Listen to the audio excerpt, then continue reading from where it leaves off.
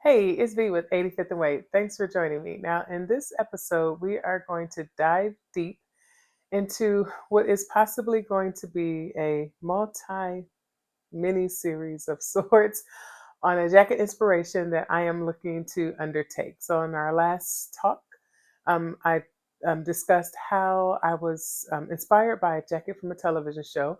That television show is actually called Will Trent. It's based on a novel or a series of novels. And while they've done some adaptation for film with the story, I do still enjoy watching it, knowing that I'm familiar with all the characters and their storylines. However, whoever is the wardrobe consultant for that show does a phenomenal job. There's been quite a few, if not every episode. I'm like trying to take a picture or going on the internet to figure out, okay, what designer is this from? Like, who made this? And can I get better pictures so I can figure out if I have a pattern similar to it? I want to say this was probably season two. It may have been season one, but I think it was season two where I saw this jacket and I put it up on the screen. In terms of when I saw it, I was like, I gotta have it. I gotta try to make it. I'm gonna figure this out. And so, in looking at all of my patterns, I realized I didn't have anything close to it, but this could be a good opportunity to try to figure out how to make it because I was not going to figure out how to spend $900 for the original version. I think there's a couple on some of those sites where it's like gently used, where you can get it for a couple $100. But I figured, why not try my hand at it? So, like I mentioned in my other episode, that jumpsuit that I made for National Jumpsuit Day really helped to spark my creativity and really get me, I guess, going back to this pattern because I have to be honest, it's been paired with fabric for a while. I actually started to cut out some of the pieces, if not this time last year, definitely by this spring, and wanted to undertake it. Life got in the way, life happens. And so I had to put it to the side. However, because of the seasonal changes that we're going through, I thought this would be the perfect time to undertake it. So, what jacket am I talking about? As I mentioned, I am using McCalls 7637, and I'll pop it on the screen as well as the template or the baseline for the jacket. Because for the inspiration, and I'll try to do those side by side, they really don't look anything alike. However, I figured I had just enough skill to be dangerous to undertake this. And so that's what I'm trying to do here. So I'll quickly go over some of the things that I'm looking at in terms of changing on this McCall's pattern so that it is, again, an inspiration. So I'm not trying to make a dupe or an exact replica of the designer jacket. It's just the style of it I'm really drawn to, and so wanted to figure out how to make it. So as you see, starting at the top, both of the jackets do have a collar. So that's great. I don't have to create a collar or pull it from another pattern. It's already listed or it's already um, included for view B, and view B is the one that I am going to use as my template. The jacket body itself, so it has the front cut twice, the back on the fold. Because the inspiration jacket has a yoke, there was some creative cutting I needed to do there. So we'll talk about that when we look at the actual pattern pieces. On view B on the front, you can't tell, but it actually does have two chest pockets. And while the inspiration jacket has chest pockets, or it has chest pockets, they are very different. And so I needed to phone a friend, which is actually Nomi 2054, and utilize some of the pockets off of view B from this pattern. So this is the pants pattern because they have that three-dimensional look or two-dimensional, whatever dimensional it is, but it has that gusset as well as a flap. So I pulled the pockets from Nomi 2054 to include on the chest, and we'll talk about what I needed to do to tweak those. And then the jacket also has uh, waist pockets, On the inspiration jacket, they do not, so I am going to omit those.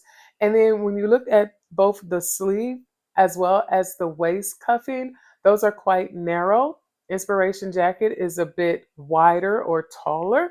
And so I'm still in the midst of finding the right ribbing for the cuffs and the sleeves because I don't want it to just be, something that's pretty flimsy and soft that won't be able to withstand the weight of the jacket, but then also the tension that I want to have with the actual inspiration jacket. So, those are just a few of the tweaks that I'll talk about here. I will actually go to the table and I'll go through the pattern pieces, the pattern piece by piece, but wanted to at least give you a heads up in terms of the types of things that I am looking to tweak. Now, I will say I am not a professional. I did not sleep at a Holiday Inn last night, nor do I play one on television or on these YouTube streets. And so if I say something or you see something that's like, girl, that's not going to work, please put it in the comments. Let me know.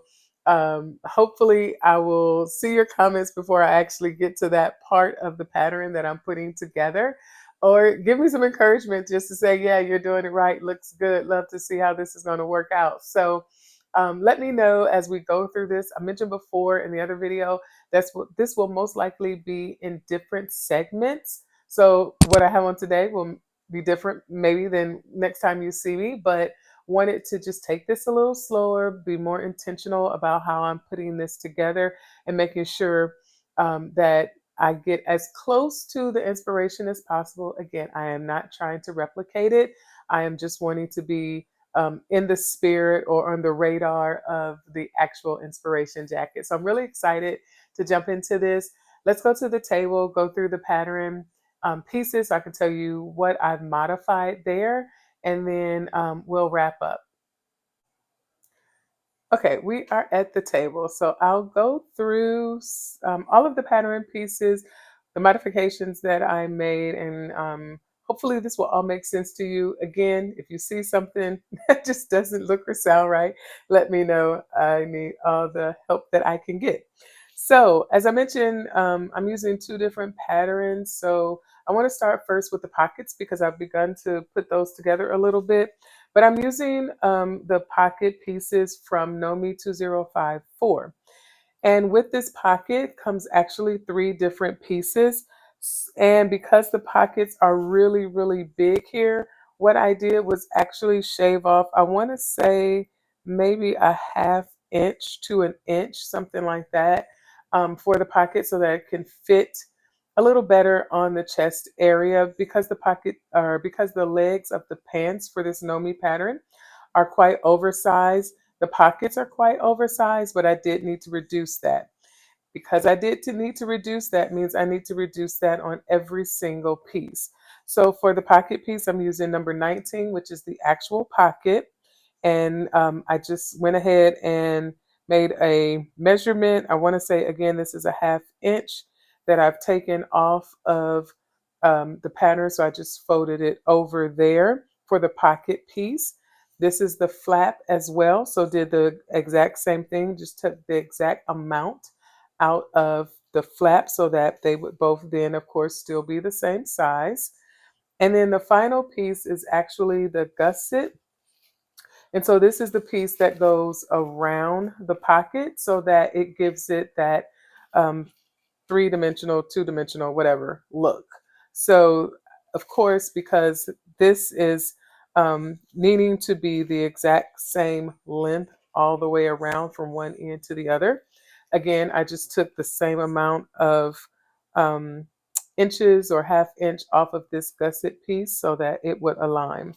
This also has some fold lines here as well on the end. So, and that's just to make sure that, again, it fits all the way around. So I did measure that to make sure. So those are the three pocket pieces that are from a different pattern than the jacket that I'm using. But I just wanted to show you that you really can take pieces from another pattern, adapt them to what you need. So how does that play out in terms of the pocket that I am using? So here is the pocket. I've actually made both of these. So I'll just show you one. And I went through, and here's the actual pocket. Here's the gusset that it is attached to. And you can see it came out perfectly. So it goes all the way around. There was just a quick slit that you needed to make um, on the gusset itself. Do some reinforcement if you wanted to do that. And then just sew that around the corners here at the bottom. And then, of course, with the tab or the flap, that was just cut two pieces together. I did interface one of those sides, and that's the flap. So this will actually sit like so on the jacket. Now, mind you, my stripes are going to be a little off. I'm not going to worry about that too much. It's a Valencia original, okay? So those are the two pockets. Like I said, I already started sewing those together. These are just ready to go when the actual jacket is ready for the pocket placement. So going through the pattern pieces for the jacket itself. So we have the collar. So this is piece number 8. We have two of these collar pieces. One is actually interfaced. So I do have all of my markings and things on the collar itself. So there isn't any modifications that I need to make to the collar. However, there are modifications, as I mentioned, needed for the bodice front and bodice back. Because I am using, or I want to implement yokes into my jacket, I first needed to just cut out the pattern piece as is from the jacket. And this is going to be the front piece number 2. So for this is the McCalls again, McCall 7637. So this is the lining for the front of the jacket. So I cut out the lining first because it'll just be all one piece. There's no yoke needed, obviously, for the inside of the jacket. So that's piece number 2 for the lining. However, when it came to the actual pattern piece for the external or the main fabric, I did need to cut it to make it into a yoke. What I did here was I just found a space to slice it, cut it in half. And I think I used maybe a shirt that I had that had a yoke to it to get a reference point of where I should cut it. And of course, because I am cutting this in two, I needed to add seam allowance. I used a 5/8 inch seam allowance. You could use 3/8, you could use 1/4 an inch. It's really up to you, so long as they are the exact same measurements for the seam allowance in the two areas that you cut. So again, cut this in half because I wanted this to have a yoke and the body separate. So what does that look like in terms of the pattern piece? So here are the two pieces. That's the first one. They look the same, so I don't have to show both. But here is the yoke. I cut that actually on the bias so that you could tell the yoke or that it actually has a yoke. That and I did not want to get into trying to make sure that the stripes were aligned. Unlike the pocket, I didn't want to do that with the bodice here. So um, this is what it looks like. Again, I pinned it, haven't cut it yet, but from from the outside, this is what it's going to look like.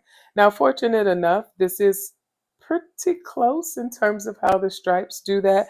But again, we will have the pocket there, so you won't see much of that, much of those lines connecting there because the pocket will be over a good portion of it. But this is how you can do it. Just take your yoke piece. You can keep it with the grain, or you can cut it on the bias. And this is what I did. So that's pattern piece number 2 for the front. So I cut both of those pieces twice. For the sleeve, I didn't really do anything to the sleeve yet.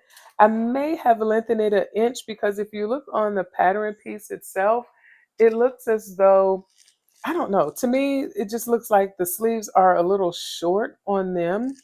So I may have, and because this again is like almost a year ago, I may have lengthened the sleeve on the pattern piece just to give more length.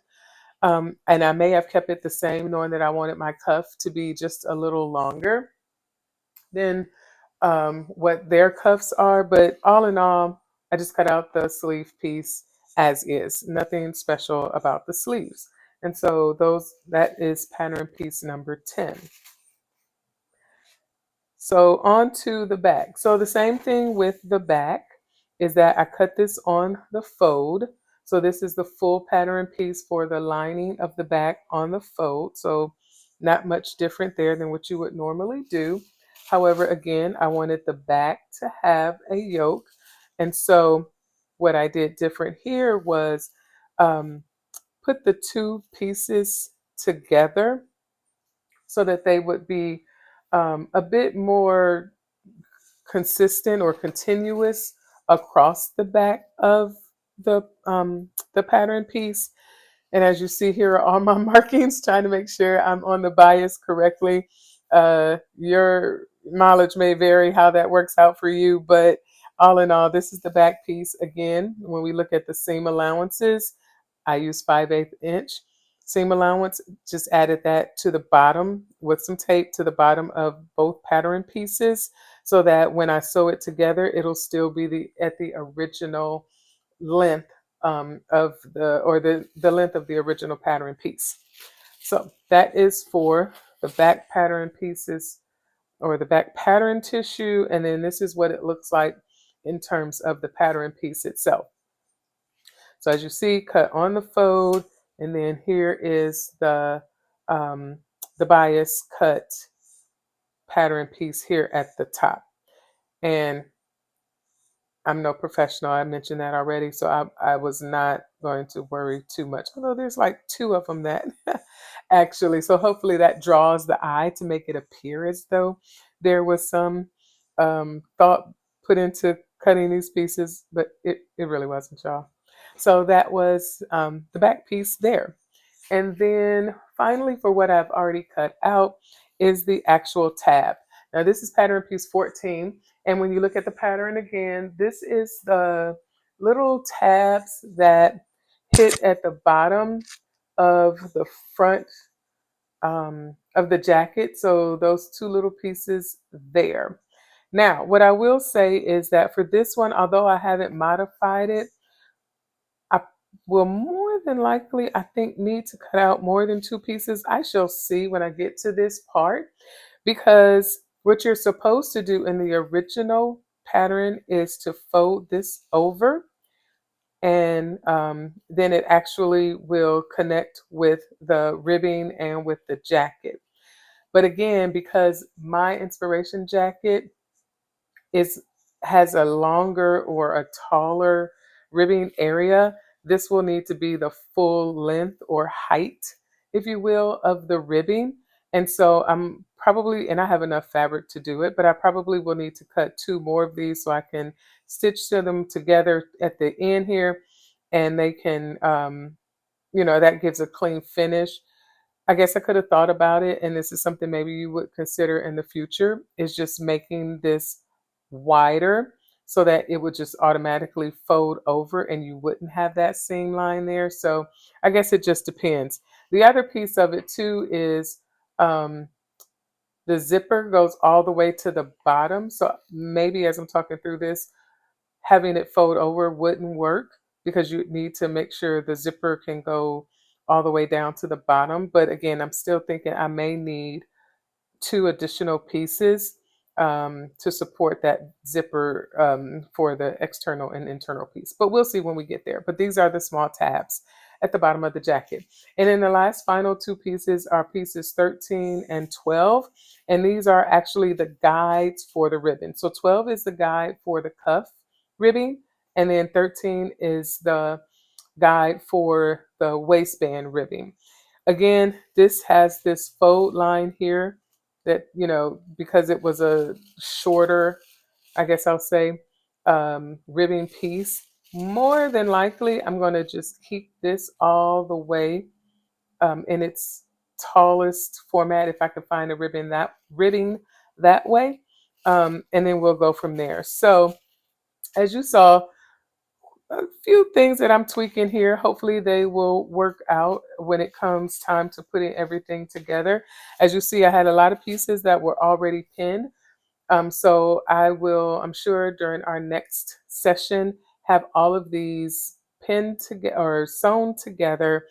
I'll try the jacket on. I'll just do a basting stitch along the sides to try the jacket on to see how loose it is, but more importantly, to see how long it is, like where it hits me on my waist or just above. Because again, this pattern compared to the inspiration, this one hits just below the waist. The inspiration jacket hits either right at the waist or just a little bit more. So I don't necessarily need it to be very long. So I'll just gauge that when I do my first try on with it. But all in all, I think this is going to be a pretty cool project to undertake. Let me know. Like I said, as you saw what I put together as far as pieces and what I'm thinking. If any of that makes sense, doesn't make sense, let me know.